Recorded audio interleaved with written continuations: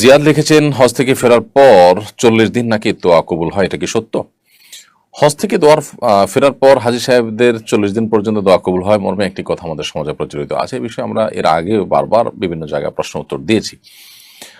মূলত এরকম কোনো কথা কোরআন অথবা হাদিসের কোথাও পাওয়া যায় না যে হাজী সাহেবগণ হজ থেকে ফিরে আসার পর 40 দিন পর্যন্ত তাদের দোয়া কবুল হতে থাকে। তবে হ্যাঁ, এটা ঠিক যে হাজী সাহেবগণ যখন হজ থেকে ফিরে আসেন তখন তাদেরকে ইস্তেকবাল করা, তাদেরকে অভ্যর্থনা জানানো, তাদেরকে ওয়েলকাম করা, তাদেরকে এগিয়ে আনা এবং তাদের কাছে দোয়ার জন্য যাওয়া, এগুলো সালাফের আমল থেকে প্রমাণিত, স্বয়ং নবী করিম সাল্লাল্লাহু আলাইহি সাল্লাম থেকেও প্রমাণিত।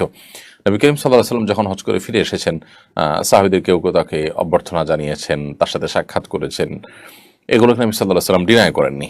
এখান থেকে বোঝা যায় যে হজ থেকে ফিরে আসা মানুষ তিনি যদি সঠিক পদ্ধতিতে মাবরুর হজ করে থাকেন তাহলে আল্লাহ তাআলা তাকে নিষ্পাপত্য দান করেছেন।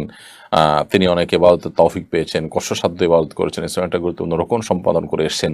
তো এই জায়গা থেকে তাকে অভ্যর্থনা জানানো বা তাকে অগ্রসর করে নিয়ে আসা বা তার কাছ থেকে দোয়া চাওয়া, এই জিনিসগুলো মৌলিকভাবে কোরআন এবং হাদিসের আলোকে নিষিদ্ধ কোনো বিষয় না, এবং সালাফের আমল দ্বারা এটি অনুমোদিত একটি জায়েজ বিষয় প্রমাণিত হয়। তবে 40 দিন পর্যন্ত এরকম দিন ফিক্স করে এতদিন পর্যন্ত তার দোয়া কবুল হয় এরকম কোনো কথা কোরআন হাদিসে কিন্তু বলা নেই।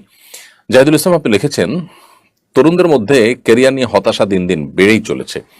হতাশার বাই প্রোডাক্ট আত্মহত্যা, কিভাবে হতাশা বা খারাপ দুশ্চিন্তা থেকে মুক্ত থাকবো? হতাশা থেকে মুক্তির কোনো আমল আছে কিনা? ভাই জাহিদুল ইসলাম, হতাশা বেড়ে চলেছে, অথচ আমাদের সুখের উপকরণগুলোও দিন দিন আমাদের হাতের নাগালে আসছে এবং বৃদ্ধি পাচ্ছে। অর্থাৎ একদিকে আমরা দেখতে পাচ্ছি যে অবকাঠামোগত এবং অন্যান্য দিক থেকে উন্নতি অগ্রগতি হচ্ছে, আবার অপরদিকে মানুষের মধ্যে হতাশা এবং ডিপ্রেশনের পরিমাণও বাড়ছে। এর কারণ কি? এর অন্যতম প্রধান কারণ হলো মানুষের ভিতরে আখিরাতমুখিতা কমে যাওয়া। একজন মানুষ যখন আখিরাতমুখী থাকেন, একজন মানুষ যখন আখিরাতে বিশ্বাসী থাকেন, তখন হতাশা তাকে কোনো অবস্থাতে গ্রাস করতে পারে না। কারণ আল্লাহ সুবহানাহু ওয়া তাআলা বলেছেন, ওয়ালা ইয়াইআস মির রাউহিল্লাহি ইল্লাল কওমুল কাফিরুন। কোন পরিস্থিতিতে আল্লাহর রহমতের আশা ছেড়ে দেওয়া, ডিপ্রেসড হয়ে যাওয়া, এটা কাফির ছাড়া কারোর সাথে মানায় না, কারোর সাথে যায় না। এটা অর্থাৎ ইমানদারদের সাথে এটা শোভনীয় নয়। কারণ ইমানদার তিনি তো সর্বাবস্থা আল্লাহর প্রতি ভরসা রাখবেন। তার যে দুনিয়া সব শেষ হয়ে যায়, কিছু আসে জানা যে তার আখিরাতটা ঠিক থাকে। অতএব এটি দৃষ্টিভঙ্গির ব্যাপার। যার কাছে আখিরাতের কোনো মূল্য নেই, যার কাছে দুনিয়াই সবকিছু, তার দুনিয়ার কোনো কিছু যখন হাতছাড়া হয়ে যাবে, দুনিয়ার সবকিছুতে ব্যাটেবল হবে না, তখন সে ডিপ্রেসড হয়ে যাবে। আপনি দেখুন, পশ্চিমা পৃথিবীতে, পশ্চিমা দুনিয়াতে বা পৃথিবীর উন্নত দেশগুলোতে তাদের উন্নতি অগ্রগতির যে প্যারামিটারগুলো আছে, সবগুলো প্যারামিটারে তারা এগিয়ে আছে। এরপরও তাদের মধ্যে সর্বস্তরের মানুষ, বিশেষ করে কিশোরদের মধ্যে পর্যন্ত ডিপ্রেশন এবং হতাশার পরিমাণ দিন দিন ভয়াবহ আকারে বেড়ে চলছে। আত্মহননের পথে পা বাড়ানোর সংখ্যা প্রতিনিয়ত তরতর করে বাড়ছে এবং ভয়াবহ আকার এবং রূপ ধারণ করছে। অনেক দেশে সরকার বাধ্য হয়ে আত্মহত্যার বৈধতা দিয়ে দিচ্ছে, যে কেউ চাইলে আত্মহত্যা করতে পারেন যথাযথ নিয়মে। তো এই যে ব্যাপারগুলো, এগুলো থেকে প্রমাণিত হয় যে আসলে জাগতিক যত উন্নতি হোক না কেন, এগুলো মানুষকে আসলে প্রকৃত অর্থে যে প্রশান্তি, মানসিক সুখ, সেটি আসলে দান করে না। আর মানসিক সুখ যদি না থাকে, তাহলে সুখের সমস্ত উপকরণ থেকেও আসলে 2 পয়সার কোনো মূল্য নেই। গোটা পৃথিবীর শান্তির পথে, মানসিক প্রশান্তির পথে আসার মূল মন্ত্রই হলো আল্লাহর প্রতি ঈমান, আখিরাতের প্রতি ঈমান। এবং আখিরাতের প্রতি ঈমান যত বেশি সুদৃঢ় থাকবে, আল্লাহর প্রতি ঈমান যত সুদৃঢ় থাকবে, হতাশা তত দ্রুততার সাথে মানুষ থেকে কেটে যাবে। অতএব ঈমানদারের কাছে ক্যারিয়ারের চাইতে গুরুত্বপূর্ণ তার আখিরাত। ঈমানদারের কাছে দুনিয়ার যে কোনো উন্নতি অগ্রগতির চাইতে অনেক বেশি গুরুত্বপূর্ণ তার আখিরাতের উন্নতি অগ্রগতি। অতএব সেই দৃষ্টিভঙ্গি যখন আমরা লালন করব বা সেই দৃষ্টি থেকে যখন আমরা বিবেচনা করব, তখন আমাদের কাছে হতাশা আর খুব একটা স্থান পাওয়ার কথা নয়।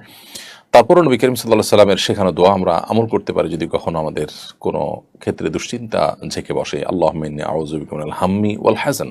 আল্লাহ আপনার কাছে দুশ্চিন্তা এবং পেরেশানি থেকে আমরা পানা চাই, মুক্তি চাই, এগুলো যেন আমাদেরকে গ্রাস না করে। ওয়া আউযু বিকা মিনাল আজজি ওয়াল কাসাল। আপনার কাছে আমরা অক্ষমতা এবং অলসতা থেকে পানা চাই। ওয়া আউযু বিকা মিন গালাবাতিদ দাইনি ওয়া কাহরির রিজাল। এবং আপনার কাছে আমাদের ঋণের বোঝা ভারী হয়ে যাওয়া থেকে, কিংবা মানুষ আমাদের উপরে চড়াও হোক, এরকম কোনো পরিস্থিতি থেকে আমরা আপনার কাছে পানা চাই, মুক্তি চাই। এরকম দোয়া আমরা পাঠ করতে পারি। আল্লাহুম্মা ইন্নী আউযু বিকা মিনাল হাম্মি ওয়াল হাযান ওয়া আউযু বিকা মিনাল আজজি ওয়াল কাসাল ওয়া আউযু বিকা মিন গালাবাতিদ দাইনি ওয়া কাহরির রিজাল। মনসুর হক আপনি লিখেছেন, শরীয়তপুরের জাজিরা উপজেলার পালেরচর ইউনিয়নের দড়িকান্দি উচ্চ বিদ্যালয় মাঠে আলাদা দুটি প্যান্ডেল করে ঈদের নামাজ আদায় করতে দেখা গেছে মুসল্লিদের। বংশগত দ্বন্দ্বের জেরে এই ঘটনা ঘটেছে। একই মাঠে একই সময় আলাদা সমাজের আলাদা ঈদের জামাত করা সম্পর্কে ইসলাম কি বলে? ইসলামী শরীয়তের দৃষ্টিকোণ থেকে অবশ্যই এটি একটি গর্হিত কাজ, গ্রহণযোগ্য কোনো কাজ নয়, এটি একটি নাজায়েজ কাজ হয়েছে। কারণ একই মাঠে একাধিক ঈদের জামাতের যে মূল স্পিরিট, জামাতের যে মূল লক্ষ্য উদ্দেশ্য, সেটাকে ব্যাহত করেছে। জামাত শব্দের অর্থই হলো একত্র করা। জামাতের উদ্দেশ্য যেহেতু মানুষকে একত্র করা, যদি কোনো জামাত মানুষকে আরো বিচ্ছিন্ন করে তাহলে বুঝতে হবে যে সেটি জামাতের লক্ষ্য এবং উদ্দেশ্য, যেটি জামাতের সাথে সালাত আদায় করার যে আসল টার্গেট, সেটিকে স্পর্শ করতে পারেনি, বরং সেটি নষ্ট হয়েছে, যার কারণে কাজটি অন্যায়। আমাদের দেশে অনেক মসজিদ ভেঙে আরেকটা মসজিদ হয়, মসজিদ কর্তৃপক্ষের মধ্যে পারস্পরিক মনোমালিন্য হলে তারা আরেকটা মসজিদ করেন ভেঙে। এই কাজগুলো কখনো প্রশংসনীয় কাজ হয় না, বিশেষ করে যখন সেগুলো ব্যক্তিগত দ্বন্দ্ব থেকে হয়। ব্যক্তিগত দ্বন্দ্বটাকে শয়তান সেটাকে দিনী বিষয়ে পরিণত করে, যত দিনী বিষয় হোক না কেন। যদি এমন হয় যে কোনো মসজিদ কর্তৃপক্ষ শিরকে লিপ্ত হয়ে গেছেন, কুফরে আকবর লিপ্ত হয়ে গেছেন, ইসলামের গণ্ডিতে খারিজ হয়ে গেছেন, এরকম কিছু ঘটে গেছে, তাহলে সেটি ভিন্ন কথা। কিন্তু এরকম কিছু হয়নি। কোনো বিষয়ে হয়তো কেউ অর্থ তসরুপ করছেন, হয়তো কেউ আপনার মতে কোনো ভুল কাজ করছেন, স্বেচ্ছাচারিতা করছেন, তো আপনি সবর করবেন। এর জন্য মুসলমানদের সেই জামাতটাকে ভেঙে দুই টুকরা করার কোনো সুযোগ নেই। বিশেষ করে একই মাঠে ঈদের দুটি জামাত প্রচণ্ড রকমের দৃষ্টিকটু, এবং এগুলো হয়ে থাকে আমাদের ব্যক্তিগত জেদখেদ থেকে এবং দুনিয়াদারিতা থেকে। নামাজ হলো আল্লাহ মুখিতার জন্য। সেই নামাজ পড়তে গিয়েও যদি আমরা আমাদের ব্যক্তিগত যে সমস্ত ইগো আছে সেগুলো যদি আমাদের কাছে বড় হয়, এবং সেগুলো যদি আমরা পরিচালিত হই, এবং আমাদের ব্যক্তিগত যে দ্বন্দ্বগুলো আছে এবং বংশগত দ্বন্দ্বগুলো আছে সেগুলোর কারণে ঈদের জামাত যদি আমরা দুই টুকরা করে ফেলি, অবশ্যই সেটি গুনাহের কথা। যারা এটি করেছেন তারা একটা মন্দ দৃষ্টান্ত স্থাপন করেছেন। আল্লাহ তাদেরকে হেদায়েত দান করুন, আমরা দোয়া করি। যদি কোনো কারণে কোনো জায়গায় কারো সালাত আদায় করতে অসুবিধা হয়, তিনি প্রয়োজন অন্য কোথাও চলে যাবেন, কিন্তু কোনো অবস্থাতেই আরেকটি জামাত প্রতিষ্ঠিত করা উচিত নয়। সেরিনা বেগম আমাদের ইউটিউব চ্যানেল আপনি লিখেছেন, আমার স্বামী কোনো কাজ করতে চায় না, আমি একটা জব করি, সে বসে বসে খায় আর আমার সাথে ঝগড়া করে। কোরআন সুন্নাহর আলোকে স্বামী স্ত্রীর পারস্পরিক দায়িত্ব অধিকার সম্পর্কে আলোচনা করবেন, আর এই ক্ষেত্রে আমার করণীয় কি, পরামর্শ দিয়ে বাধিত করবেন। বোন সেরিনা বেগম, আপনি নিজে জব করছেন, যদি আপনি শরিয়ার সীমানার মধ্যে থেকে জব করে থাকেন তো সেটা আপনার জন্য তো জায়েজ আছে। স্বামী যেহেতু আপনার বক্তব্য অনুযায়ী জব করেন না এবং বসে বসে আপনার উপার্জন তিনি ভোগ করেন, তো শরিয়ার দৃষ্টিকোণ থেকে তিনি যে অন্যায় করছেন সেটা দিনের আলামত পরিষ্কার, কারণ তার কর্তব্য স্ত্রী হিসাবে আপনার ভরণ পোষণের ব্যবস্থা করা, সেটা তিনি আদায় করছেন আপনার বক্তব্য অনুযায়ী, তাহলে তিনি অন্যায় করছেন। এক্ষেত্রে তাকে আল্লাহর ভয় দেখানো যেতে পারে এবং তার কর্তব্য সম্পর্কে সচেতন করানো যেতে পারে, এবং কেন তিনি কাজ করতে চান না, এক্ষেত্রে তার সমস্যার জায়গাগুলোকে সেগুলো ধরে ধরে তার সমাধানের চেষ্টা করা যেতে পারে। অনেকে আছেন যে রুকিয়া রিলেটেড সমস্যার মধ্যে পড়ে থাকেন, তারা ঘরে বসে থাকেন, বাইরে যেতে চান না, তাহলে সেক্ষেত্রে রুকিয়ার শরণাপন্ন আপনি হতে পারেন, রাখিদের শরণাপন্ন হতে পারেন। এক কথায় তার এই ঘরে বসে থাকা, কাজ করতে না চাওয়ার কারণ কি, সেটা ট্রিটমেন্ট আপনি করার জন্য উদ্যোগী হতে পারেন। আর তিনি আপনার কোনো ভরণ পোষণ দেন না, এরকম পরিস্থিতিতে তার সাথে থাকা না থাকার ব্যাপারে আপনি ডিসিশন নিতে পারেন। যদি তিনি আপনার ভরণ পোষণ একেবারে না দিয়ে থাকেন এবং দেন না, এবং দিবেন বলে কোনো সম্ভাবনাও নাই, এরকম যদি হয়, তাহলে সেক্ষেত্রে আপনি চাইলে বিচ্ছেদের উদ্যোগ নিতে পারেন, কিন্তু সেটি যে আপনার জন্য সর্বাবস্থায় অপরিহার্য কিংবা শরিয়া নির্দেশিত তা নয়। আপনি যদি সবর করে টিকে থাকতে চান, সেটার সুযোগ যেমন আছে, কখনো কখনো সেটা আপনার জন্য উত্তম হতে পারে। এটা নির্ভর করবে যে আপনার পুরো পরিস্থিতিটা কি তার উপরে। এজন্য এই বিষয়ে কোনো ভালো আলেমের সাথে সাক্ষাৎ করে পুরো বিষয়টাকে বলে আপনি যদি পরামর্শ নেন, সেটা অধিকতর কল্যাণকর হবে ইনশাআল্লাহ তাআলা। ফারুক হাসান আপনি লিখেছেন, হজের সময় অনেক মহিলাকে দেখা যায় পর্দার বিষয়ে তারা ততটা যত্নবান নন, হজের সময় কি পর্দার বিষয়ে কোনো শিথিলতা আছে? ভাই ফারুক হাসান, হজের সময় পর্দার বিষয়ে আসলে কোনো শিথিলতা নেই।